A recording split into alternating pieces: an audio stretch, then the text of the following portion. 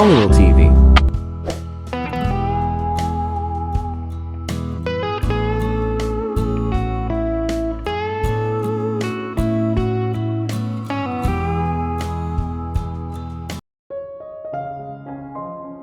Ang honeymoon suite ay malaki at maluwag, ang red at pink na interior design na nakaset upang magtatag ng malambot na epekto sa pagpapatahimik sa mga bisita ay may kabaligtaran na epekto sa aking mga ugat.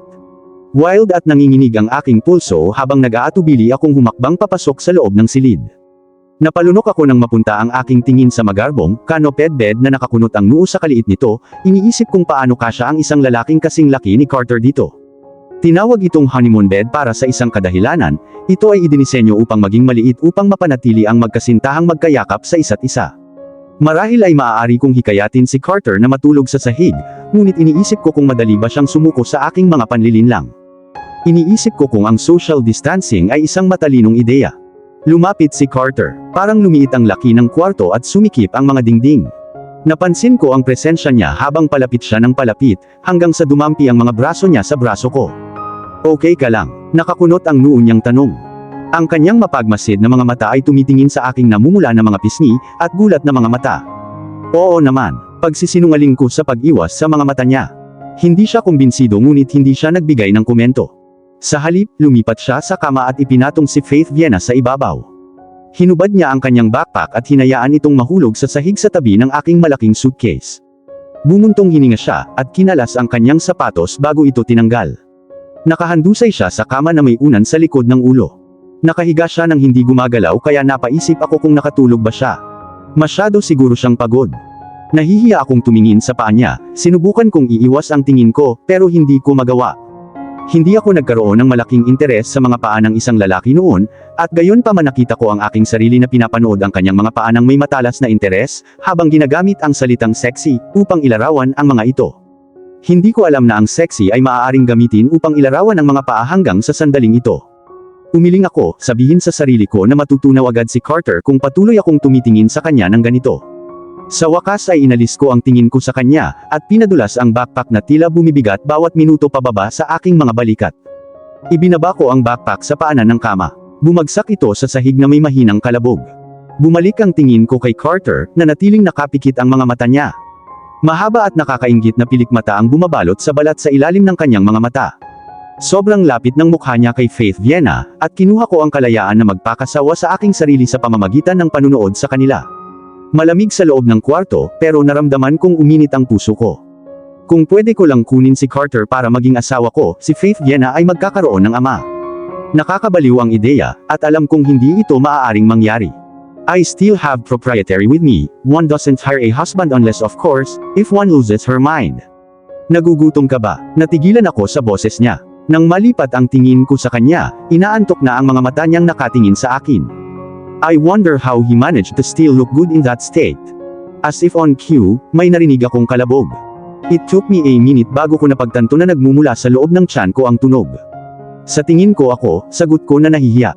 I was half hoping na hindi niya narinig ang hindi nakakaakit na tunog mula sa kumakalam kong tiyan. Obvious naman, tuwang-tuwa siyang sumagot kaya napaikot ako sa langit. So narinig niya, huli na para hilingin na wala siya. Maingat siyang bumangon sa kama at pumunta sa direksyon ko. Bumangon ang gulat sa loob ko, at kasabay nito ay ang mga paru-paro na nagsimulang mag-flutter mula sa loob ng aking tiyan. Nagpatuloy siya sa paglapit, at nakita ko ang aking sarili na gumagawa ng isang pagbawi ng hakbang paatras mula sa alarma. Hinawakan ng bilog na kahoy na lamesa ang likod ko na pumipigil sa mga galaw ko. Ito ay isang patay na dulo at walang pagtakas. Papalapit ng papalapit si Carter hanggang sa nakakaalarmang lapit na niya sa akin, na halos dumampi na ang ilong ko sa malapad niyang dibdib. Carter, nabulunan ako sa gulat. Ang kanyang musky na pabango na sinamahan ng nakakaakit na amoy ng kanyang katawan, ay sumalakay sa aking mga butas ng ilong. Hininga ko ito at nakita kong nalulunod ako sa nakakahumaling na pabango ng kanyang matamis na natural na pabango. He was so tall that I barely his shoulders, my head fell just below his armpits. It took him a bit effort to bow his head down para mapatingin siya sa akin. Hindi siya tumugon. Patuloy niya akong tinitigan gamit ang malalalim niyang mata. Susuhulan ko ng kahit ano para lang mabasa ang iniisip niya. Napabuntong hininga ako nang lumipat ang mga kamay niya sa mesa sa likod ko. Natagpuan ko ang aking sarili na nakakulong ng isang pares ng malalakas na braso. Kung sasamantalahin niya ako ngayong gabi ay wala akong magawa para ipaglaban ang buhay ko. Ngunit ang pag-iisip ay hindi ako natakot sa lahat, sa halip ay nagpadala ito ng nanginginig na pananabik sa aking gulugod. May parte sa akin na nagtitiwala sa kanya. Alam kong dapat. Naniniwala ako na wala siyang gagawing masama sa akin. Ano ang gusto mong kainin? Are you on the menu? I cleared my throat and vanished. Mga ideyang tumatakbo sa loob ng aking mga iniisip. Anything would be fine. Medyo kalmado kong sagot, napalunok ako mula sa nakakabahalang init mula sa kanyang katawan. Well then I must go downstairs and order some food, nagugutom na ako. Umayos siya. Bumagsak ang mga braso niya sa tagiliran niya. Nagpakawala ako ng hininga na hindi ko alam na hawak ko nang lumipat siya sa kama para lagyan ng tsinelas ang kanyang mga paa. Mabilis niyang sinulyapan si Faith Vienna, at lumambot ang mukha niya. Nagmamadali siyang pumunta sa pinto at isinara iyon sa likuran niya. Jeez, I wonder kung anong nangyari. Hindi kumalma ang puso ko kahit wala na siya. Malamang aabutin ako ng medyo matagal pa bago ako nakabawi. Nagawa kong abutin ang kama gamit ang medyo nanginginig kong mga binti. Umupo ako sa gilid ng maingat na huwag magising si Faith at hinintay na bumalik si Carter. Sa puntong ito ay tumindi ang ungol sa loob ng tiyan ko. Hindi ako naghintay ng matagal bago bumalik si Carter. Mukha siyang tuwang-tuwa. Isang malawak na ngiti ang gumuhit sa kanyang labi. Napansin kong unang beses ko siyang nakitang ganito kasigla. Nawala ang bakas ng pagod na nakita kong nagbabadya sa ilalim ng kanyang mga mata na inaantok. Mukhang nabawi niya ang kanyang lakas sa loob ng ilang minutong paglabas niya. Our order is on the way, madam. Masayang sabi niya habang umuusad para ayusin ang upuan sa paligid ng round table. Ilang minuto pa ay may mahinang katok sa pinto. Binuksan ni Carter ang pinto para makapasok ang naka-uniforming attendant, at tinulak ang food trolley hanggang makarating sa round table. Hindi kumikibo si Carter habang pinagmamasdan ng attendant na lumipat. Ang kanyang mga mata ay matalas, at ito ay nagpapaalala sa akin ng isang mahigpit na supervisor na tumitingin sa isang manggagawa mula sa kanyang ilalim na departamento. Mukhang hindi komportable ang attendant, ngunit nagawa niyang gampanan ng maayos ang kanyang gawain nang walang natapon sa mesa. Nang matapos niyang ilapag ang mga pinagkainan sa ibabaw ay dali-dali siyang lumipat sa pintuan para makatakas na halos madapa sa kanyang paglabas. Hindi mo kailangang takutin ang kawawang attendant, Carter. Sabi ko sa kanya nang may pasaway na tono habang naglalakad ako patungo sa mesa, at occupied ang upo ang hinila niya para sa akin. Sorry, force of habit lang. I can't help it. Sagot niya sabay kibit-balikat. He didn't sound apologetic. Mabilis kong sinilip ang kama para masiguradong hindi magigising si Faith Vienna. Nang masigurado kong ligtas pa rin siyang natutulog sa kama, ang malawak kong nagtatanong na tingin ay umiwas kay Carter. So nagtrabaho ka sa isang hotel dati? Tanong ko na kunwari hindi ako interesado. Sort of. Panay ang sagot niya. Halatang hindi siya komportable sa topic. Hindi ko na pinilit na ituloy ang usapan. Sa halip ay ibinuhos ko ang aking atensyon sa mga pagkain sa ibabaw ng mesa. Tumagos sa butas ng ilong ko ang mabangong amoy ng pagkain. Chop suey. Nanlaki ang mata ko sa gulat.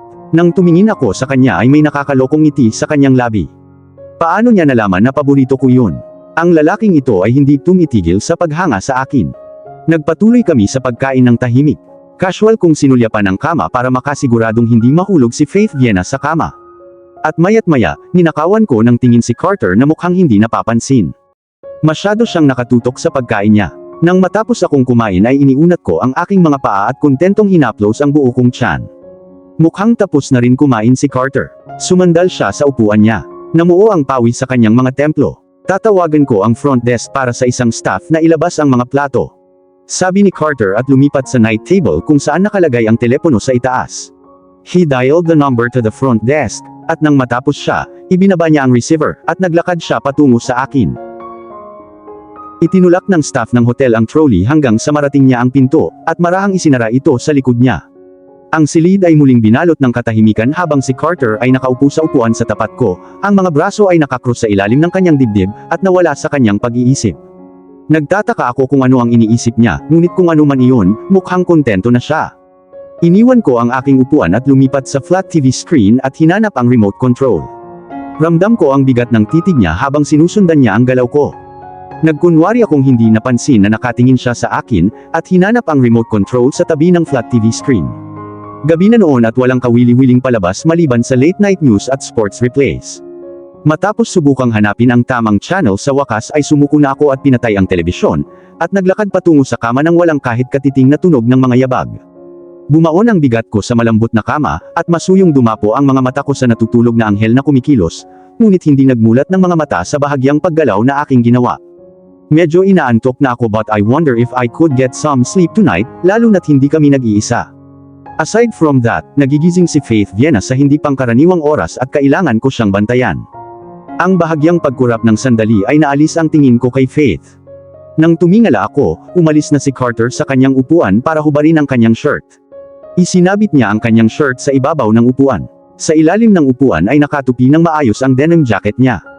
Ang kanyang likod ay nakatalikod sa akin na nagbibigay sa akin ng perpektong tanawin ng kanyang malapad, maskuladong balikat.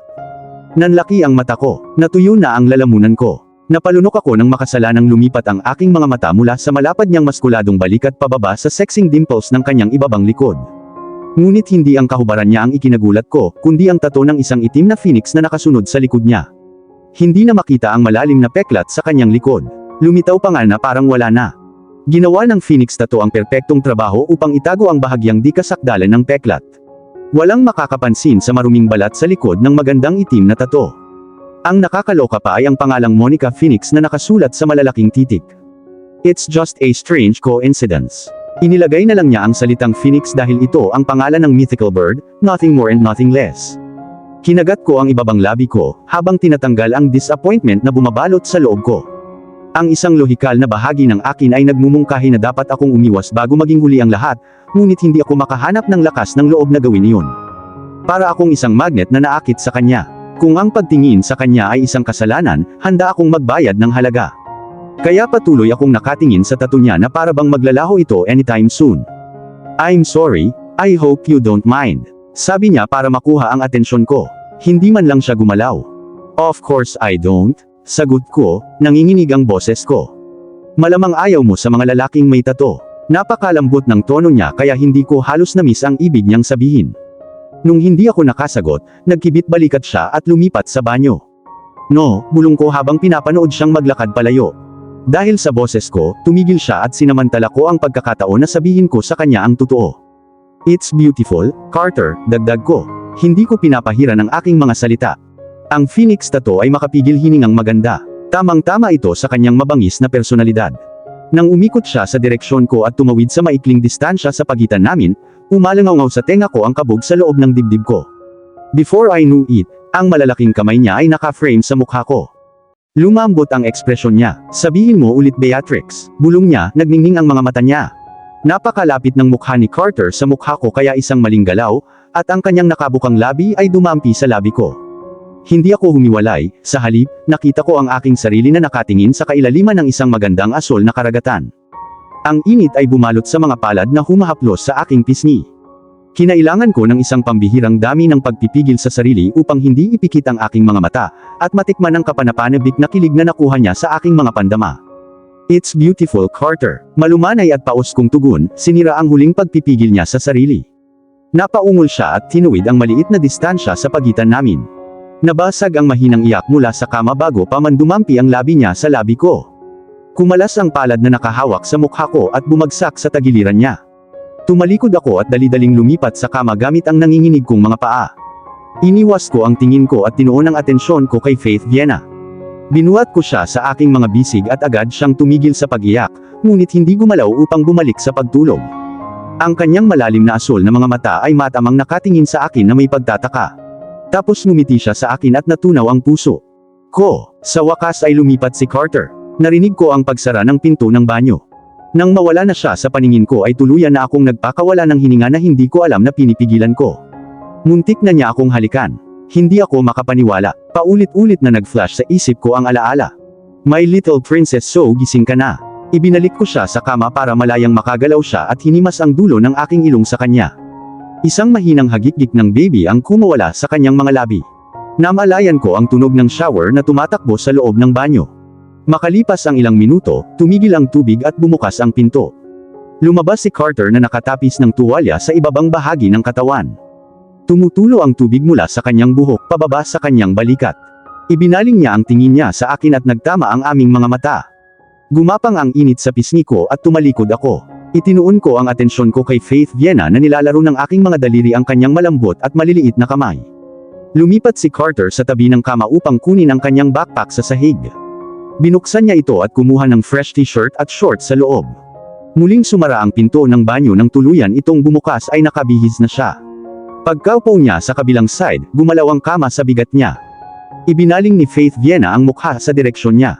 Agad na lumiwanag ang kanyang mukha, at napahagikik ng dumapo ang malapad niyang inosenteng mga mata kay Carter na nakatingin sa kanya na malapit na may ngiti na sumilay sa gilid ng labi niya. Parang wala siyang pakialam na pinagmamasdan ko siya. Lumipat siya ng posisyon hanggang sa nakahiga siya sa tabi ni Faith, at ipinasok ang maliliit na kamay nito sa mga daliri nito. Matagal siyang walang sinabi habang patuloy itong nakikipaglaro sa kanya. Nagmukha siyang mas bata sa sandaling iyon. Siya ay naging isang ganap na naiibang tao. Wala na ang lalaking may walang hanggang papel na blanko ang ekspresyon, at hindi nakangiting mukha na kilala ko sa Gonzales Mansion. Babantayan ko si Faith Viena. Mag-freshen up ka para makatulog ka ng maayos. Sabi niya nang hindi inaalis ang tingin sa anak ko.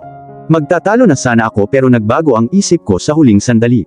Sa halip, pumikit ako at pumayag.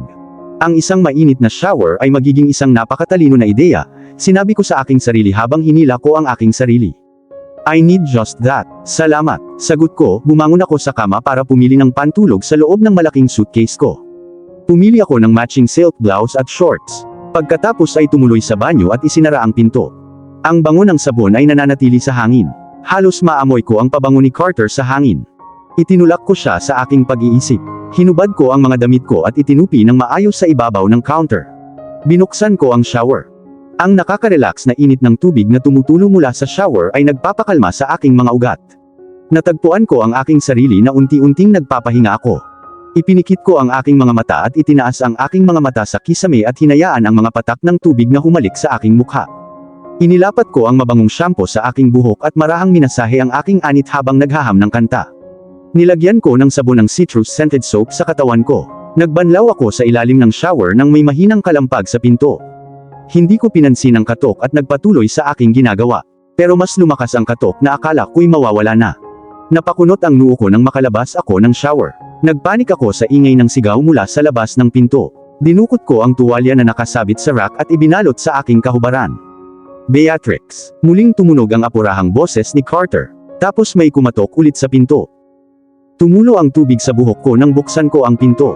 Nakatayo si Carter sa harap lang ng pinto. Si Faith Viena na umiiyak ay yumakap sa kanyang mga braso, at ginagawa ang lahat para pigilan ang kanyang mga luha. Gutom na yata siya, sabi niya, nagliwanag ang mata niya sa gulat. Natigilan siya matapos niyang mapansin na nakasuot ako ng kaunting tuwalya na halos hindi nakatakip sa aking mga hita. I self-consciously na lumipat sa kama, dahil alam kong sinusundan ng mga mata niya ang galaw ko. At dito na po, nagtatapos ang part 33 ng ating kwento. Sabay-sabay po nating abangan ang susunod na kabanata. Maraming salamat po. God bless and stay safe.